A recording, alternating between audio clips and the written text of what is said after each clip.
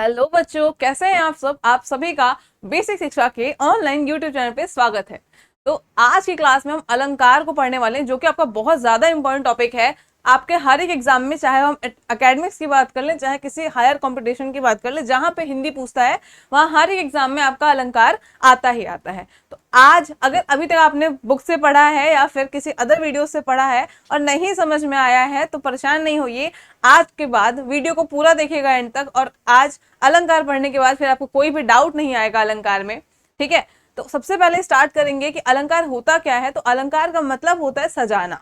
ठीक है, अलंकार का मतलब होता है सजाना। जिस तरीके से हमें जब तैयार होना होता है तो सूट वगैरह पहन के तैयार हो जाते हैं, कुछ गहनों को ऐड कर लेते हैं तो उससे हम तैयार हो जाते हैं और अच्छे लगने लगते हैं।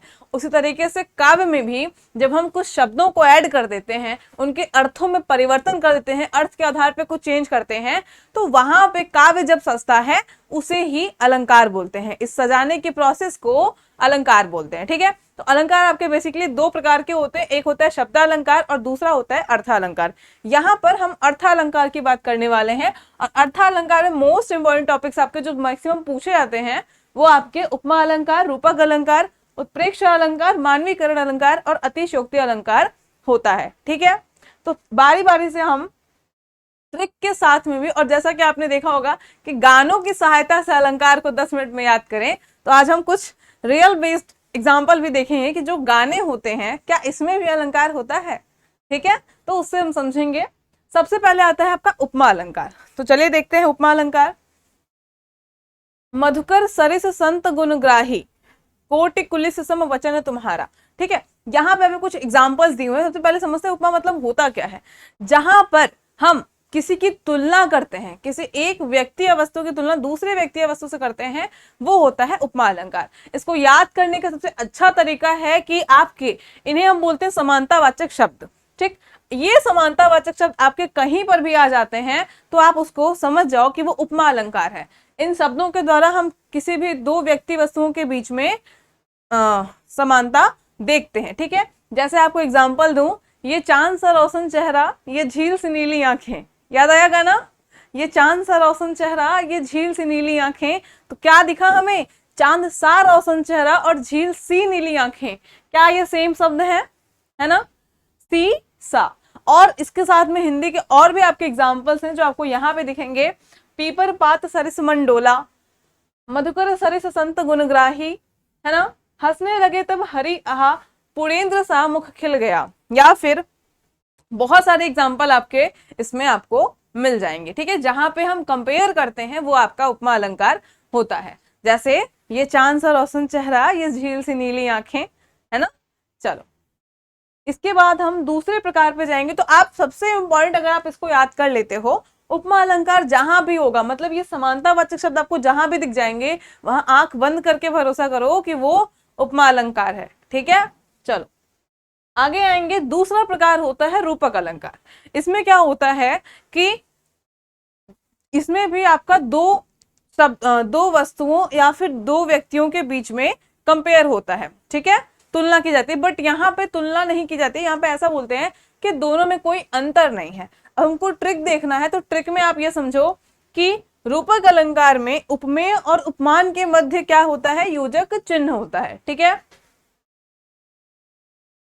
अब एक क्वेश्चन है कि उपमेय और उपमान क्या होता है। तो चलो यहाँ पे देख लो कि उपमेय और उपमान होता क्या है। उपमेय मतलब होता है जिससे तुलना की जाए। उपमेय मतलब होता है जिससे तुलना की जाए।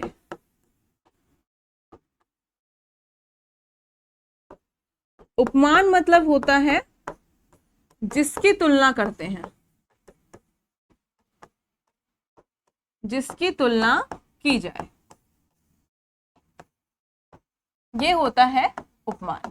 ठीक है, अब यहाँ पे आपका ऐसे शब्द देखने हैं कि रूपक अलंकार को पहचानने का तरीका होता है, उपमेय और उपमान के मध्य योजक चिन्ह लगा होता है। ठीक है, अब उपमेय क्या होता है, जिससे तुलना की जाए, और उपमान क्या होता है, जिसकी तुलना की जाए। तो आपको देख सकता है,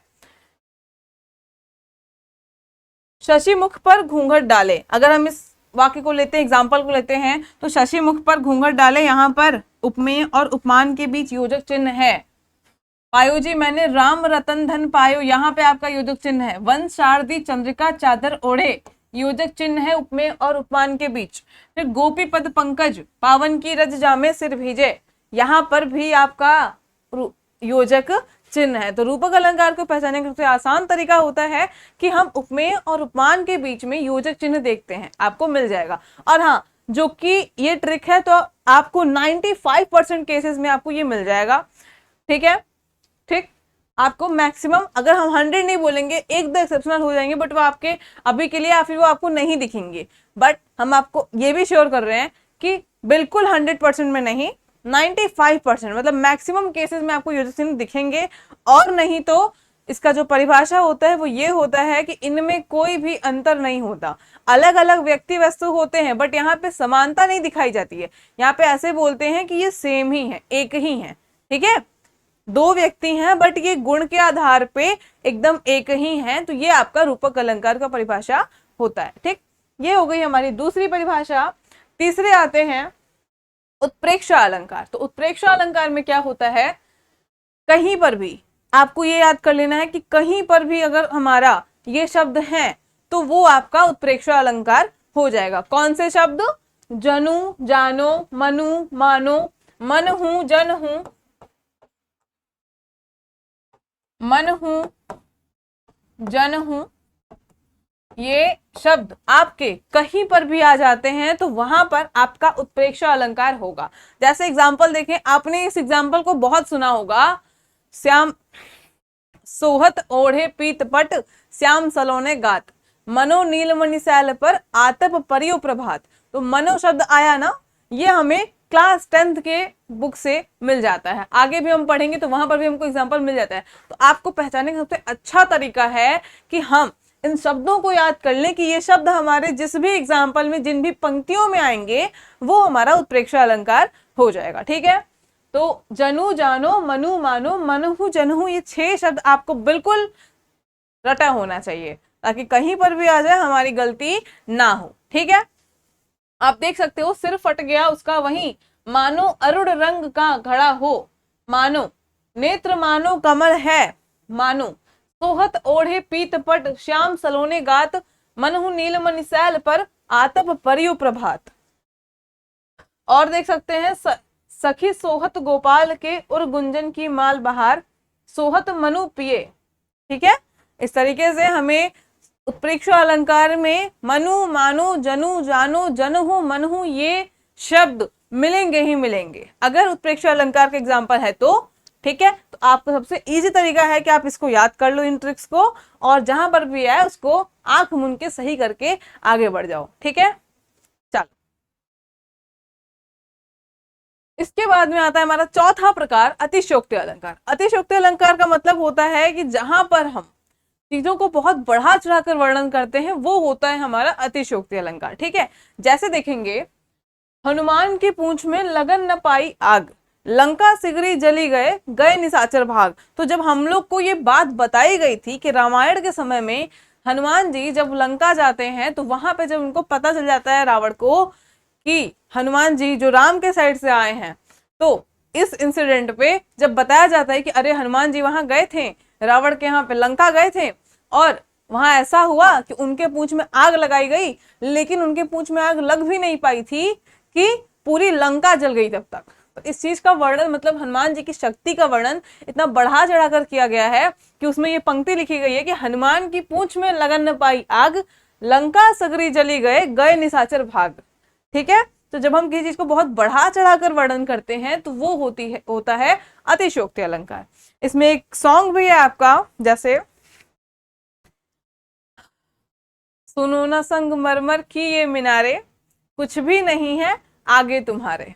किसी स्त्री का वर्णन इतने अच्छे से किया गया है कि तुम इतनी सुंदर हो, उसकी सुंदरता का वर्णन किया गया है कि जो सुनो ना संगमरमर की ये मीनारे, संगमरमर की मीनारे कौन सी है, ताजमहल, कुछ भी नहीं है आगे तुम्हारे। ताजमहल की सुंदरता भी तुम्हारे आगे कुछ नहीं है, तुम इतनी खूबसूरत हो। ठीक है, जब हम किसी का बहुत बढ़ा चढ़ाकर वर्णन करते हैं तो वो आपका क्या हो जाता है, अतिशयोक्ति अलंकार। ठीक है, और आप यहाँ पे देख सकते हो, आगे नदियां पड़ी अपार, घोड़ा कैसे उतरे पार, राणा ने सोचा इस पार, तब तक चेतक था उस पार। ठीक है, जब हम चीजों को बढ़ा चढ़ा के बोलते हैं, लहरें व्योम चूमती उठती, लहरें जो नदी की हैं, और व्योम मतलब आकाश, इतनी ऊपर उठ रही हैं कि आकाश को छू रही हैं, आकाश को चूम रही हैं। तो यहाँ पर चीजों का वर्णन बढ़ा के किया गया है। ठीक है, ऐसे ही आपको और भी मिल जाएगा।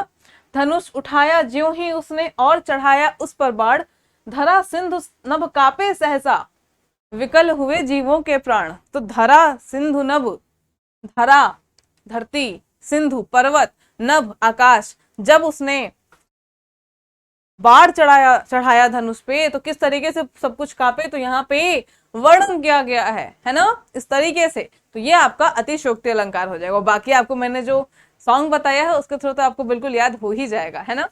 चलो,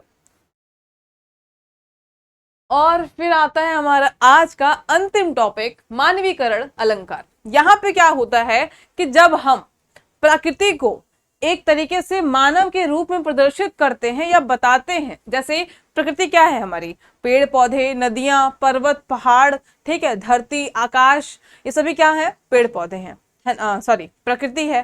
ठीक, अब इसका वर्णन हम इस तरीके से करेंगे कि वो एक मनुष्य है, कोई बच्चा हो गया, कोई स्त्री हो गई, कोई माँ हो गई, कोई पुरुष हो गया, इस तरीके से हम बताते हैं तो वो हमारा क्या हो जाएगा, मानवीकरण अलंकार। जैसे अगर हम देखते हैं यहाँ पे, मेघमय आसमान से उतर रही है संध्या सुंदरी, परी सी धीरे धीरे धीरे, परी सी स्त्री के रूप में बताया गया है, और संध्या सुंदरी एक स्त्री के रूप में इसका वर्णन किया गया है, किसका, शाम का। संध्या सुंदरी, शाम का जो समय है वो अब ढल रहा है, तो इसको किस तरीके से बताया गया है, परी सी धीरे धीरे, या फिर संध्या सुंदरी, है ना। और ऊषा सुनहरे तीर बरसाती, जय लक्ष्मी सी उदित हुई, इसके साथ में आपको और मिल जाएगा, फूल हंसे कलियां मुस्काई, है ना। ये सब आपके जो है, या फिर अगर हम बात करें, एक टाइटल है कि आया सावन झूम के, यहाँ पे एक आपको ये भी पता है गाना जो कि धर्मेंद्र जी का था, तो यहाँ पे सावन झूम के, तो झूमना, गाना, नाचना किसका काम है, मनुष्य इसको एंजॉय करते हैं ना, प्रकृति आप कैसे कर सकती है, बट यहाँ पे हम सावन को बताए हैं, तो ये आपका मानवीकरण अलंकार होता है। ठीक, तो यहाँ पर हमारा जो अलंकार है वो कंप्लीट होता है।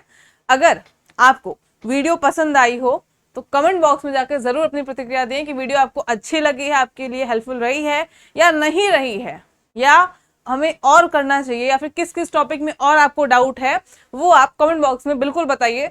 ठीक है, और अगर वीडियो पसंद आई हो, वैसे तो पसंद आई होगी क्योंकि इतना इजी तरीके से आपको कहीं नहीं मिलेगा। और एक और चीज कि आपको यहाँ पे मैंने मेन हेडिंग्स भी दे दिया है कि इसमें पहचान का तरीका क्या है, जैसे प्रकृति को मानवीय रूप देना, कथन को बढ़ा चढ़ा कर बताना, और यहीं पे जनु जानो मनु मानो मनहु जनहु, ये आपके उत्प्रेक्षा को पहचानने के तरीके हैं।